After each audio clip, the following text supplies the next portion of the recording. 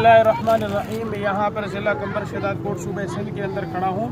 ये हमारे पास जो ये इलाका है, यहाँ पर देखिए आप पानी पानी है और यहाँ पर ये लोग धूप पे बैठे हुए हैं। इनका ये कहना है कि हमें खाना दे रहे हो तो आप 2 वक्त का खाना दे दें, और अगर आप खाना नहीं दे सकते तो कम से कम हमें राशन ज़रूर दीजिएगा। यहाँ पर इनको टेंट दे, धूप में बैठे हुए इनको टेंट और तरपाल की बेशक ज़रूरत है।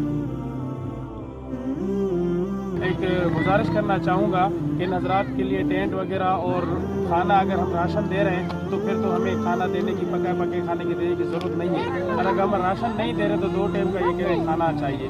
खाना अगर मालिक हर वक्त जी खपे बिन वक्त जी